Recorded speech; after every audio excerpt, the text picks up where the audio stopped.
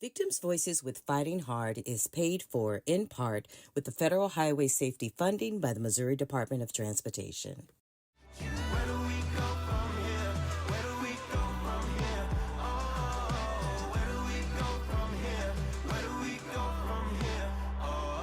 Victims' Voices with Fighting Hard. Hi, Taylor. Hey, how's it going? Man, yeah, it's been a while. It has been. So before we even dig into everything about you, I think the memory that stands out the most on how we connected before you get into your background was TrailNet was my first connection into launching Fighting Hard. So it was a little bit of a married relationship, if you will, with the Community Mobility Committee and TrailNet. But TrailNet was the one to say, hey, we need to push Fighting Hard out there a little bit more. So tell me more about you and tell me more about why you thought the work that we were doing then was important and tie that to your background. Yeah, absolutely. That's a big one. My background, maybe I'll start there and then have that connect. Mm-hmm. My background is transportation kind of planning, advocacy. I was with TrailNet, as you mentioned, for 8 years, and then I'm now the executive director for Missourians for Responsible Transportation, which is a statewide advocacy organization that does much of the same kind of advocacy work for people walking, people biking, people taking transit, the third of Missourians that don't have cars or don't have access to a car. And so back when we first connected, I think when we probably got to know each other real well was like just before COVID. And, in the advocacy space, there's a lot of data going around. There's a lot of like national best practices and that kind of like language. And it sometimes is missing the connection to the local level and to the personal impact it can have on people. And that's why we all do this work, is because we like people. Exactly. Right? And yes. that we want people to be able to move freely about their communities and, not be at risk just because of how they choose to get around or just getting around, period. So traffic violence in the city of St. Louis. You've seen how this has evolved, right? You've seen, as the numbers started trending in an upward direction, as you tie your background, your experiences, what you've seen overall, what does that do for you as an advocate in noticing that we're trending in the wrong direction? It's heartbreaking. I've been in this for over a decade now, professionally, and much longer from a personal level.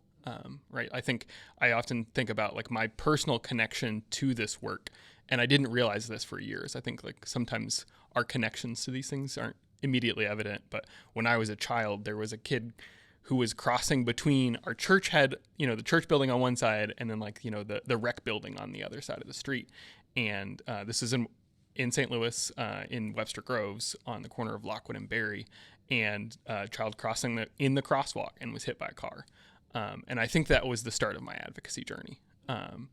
And luckily they survived. They did recover, but it was not a smooth transition either for them.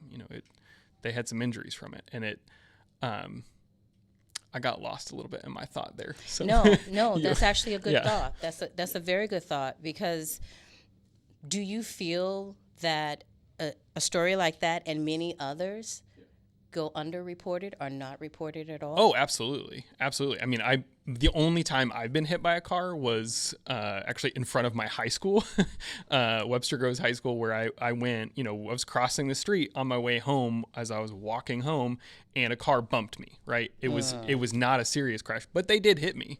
And, it was minor enough that it didn't go reported. And I think that there's a lot of those instances. Absolutely. Right. Friends who were, hit on their bikes, and, there's the quick, oh, is my bike okay? Am I okay? Usually people are embarrassed, right? Something happened, maybe the driver made a mistake. Maybe it was the person on the bike, you never know. But I think there's kind of like people want to move on from that quickly, and they forget about, we need to report this so that we can learn from this as well. That's a very key point, whether you're a survivor or whether you're a family that has been impacted by a loved one. Specifically the survivors, like you said, it's like is the bike okay? Am I okay? But not really understanding the severity of what Yeah. just happened. There's some components there, Yeah. right? Reckless driving, depending on where it happened. If I'm in my bike lane, so there's so many different layers. How do we educate the community or drivers on a situation like that, right? And understanding that is very critical, not only for you to report, but for a driver to be more aware of pedestrians or bicyclists. Yeah, yeah, I do think it is an important component of the education, and it's also a really difficult one. And I don't know that I have a good answer for it, because I think there's a lot of reasons that people don't report crashes, right? Yeah. First and foremost, getting law enforcement involved is not always a comfortable thing, and they have a Exactly. so that can be a real barrier, in addition to lack of insurance, or just like the time that it takes, right? And I feel like everybody's stretched for time these days, and so if you can just kind of move on, I think there's a societal kind of emphasis on just kind of getting through things and getting through things quickly. So let's take a step back Yeah. to the mission and vision of your organization, Yeah. right? And how it ties to exactly what you were talking about, understanding some of the reasons why crashes go unreported or underreported, thinking about individuals and educating them on pedestrian safety and traffic violence prevention. Tell us more about the mission and vision of the organization of which you are the executive director of, and what some of the work that you've done and how it's impacted the city. Yeah. So our organization, we've got our mission and vision. I really roughly say our job is to represent Missourians who don't have cars, right? Like that's kind of to find kind of streets, roads, trails that work for all Missourians. And kind of tying that back, I think oftentimes people forget that it's not a given that people can drive. And because of the way that our structures are built around transportation, and just more broadly about public engagement in general, there's an expectation that people can, get to a Missouri public hearing within 24 hours notice. And so, or, on the local level, come to the Board of Aldermen, or, there's a lot of demands for people to be in person for engagement when it comes to projects that impact them. And transportation is the biggest barrier for people to be able to do that. And so it's, and then it has ripple effects on the actual transportation environment itself. So I really view kind of our role as an organization is kind of breaking down what that looks like, helping people understand the processes, and also getting people involved into those processes, getting their voices, making sure they're aware that there's a public hearing, and if they can't make it, making sure that we capture their story somehow and get it in front of people, and connect with legislators, connect with elected officials in a way that we can actually make progress and move things forward. So when you start connecting those stories with the work that you're doing, why do you think that is important to get stories out? Why do you think that it's important to connect the stories to those very statistics that people are reading and seeing, and that you report out when you're doing roadshows about the organization? I mean, I think there's a perception that at least especially right now, data isn't really considered. It's the stories, and I think that there is some truth to that too, right? I think a lot of times we overemphasize the data. The data is super important to understand the trends, but it's the thing that actually changes opinions is personal stories, right? Especially at the state level, right? We can talk about data all day long with folks at the state level, and until we connect that to somebody that's in their district, right, or to somebody that they know, that it's a friend of a friend or a relative, then it feels personal, right? Because I think we've all had this experience. It'll never happen to me. I mean, I suffer for that myself, and I work in this space, and so bringing it back to those personal stories, helping people understand the impact that has, because it is also easy to look at the data we see this with Vision Zero a lot. And I think one of the most effective campaigns they came up with was that one where they asked the people, if you haven't seen this before, go online, Google it, Vision Zero. They ask people to say, like, what's an acceptable level of traffic fatalities? And people will come up with a number, right? And then, they had folks come around a corner from behind a building, and it's their wife and child and their like grandparents and, folks from their community. And all of a sudden it hits home what that number means. Yeah. And I think that that's what personal stories do, right? Is it helps it hit home. Makes it relatable. Yeah. Right. It makes it gets you to a point where you're like, wait a minute, that could be me behind the wheel. Yeah. Or that also could be me in the crosswalk. Yeah. Victims' voices. Yes. Right? Which is what we're speaking about. Like these incredible stories that families are telling, tying in this 187% increase in traffic fatalities and traffic violence that has taken place since last year. Right? So when we tie all of these in, tell me, why do you think this work is important?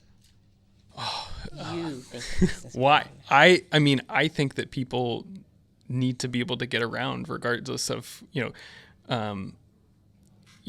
how they're able to or how they choose. I think mobility is critical for,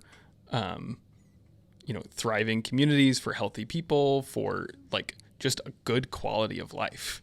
And right now we're being limited in that based on traffic violence.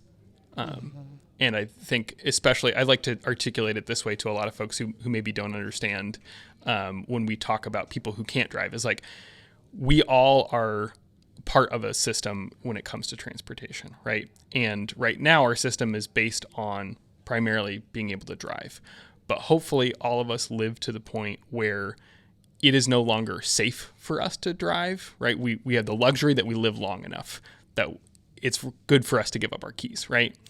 And in that situation, we should be planning for our future now, right? And that benefits everybody. It does. It does. Decreasing that traffic, the automobiles on the roads, Yeah. and ensuring that we all are safe when we're on the roads. Yeah. Last question. Yeah. When you think about what type of encouragement do you have for our listeners, specifically to some of those that are feeling unheard, whether it is a victim's family or maybe it's a driver who wants to change their behavior? I think those personal choices and those also personal stories make a huge impact. And I would I'll point back to some relevant work, and part of why I got involved in my organization is kind of an example of that. So the organization Missourians for Responsible Transportation, we organized a group around the no texting and driving law that we now have in Missouri. That was a huge thing. On the local level, we were concerned about that. Deal. We saw that traffic crashes were increasing, at least partially from the fact that people were increasingly distracted. I think that is a component of why we're seeing the overall increase in traffic crashes. And so we can't address that on the local level. That has to be addressed on the state level because the state preempts local control of that issue. And so in putting together the coalition, the Missouri Hands-Free Coalition that ultimately successfully passed that forward, Correct. the folks that made an impact in that were, The community. It was Stephanie Douglas, it was Adrian Siddons, and it was Warren Douglas. The victims advocates who came and time again told the stories about how they lost their loved ones due to this issue and connected that to folks at the state capitol in a way that finally got them to hear these aren't just data points, right? This is the real impact and real people, and we need to stop this. So. Taylor, your experience, background, your view is truly appreciated. Taylor March, we appreciate you being on Victims' Voices with Fighting Hard, and please come back. Absolutely. Thank you so much for having me. Fighting Hard would like to thank all the families and supporters, General Motors, Tom Everson of Keep Kids Alive Drive 25, and MoDOT. Up next on Victims' Voices with Fighting Hard. It hurts people, and we don't have to do it that way. Things do happen, yes, but reckless, unconscious, uncaring is unacceptable, and we don't have to do it this way.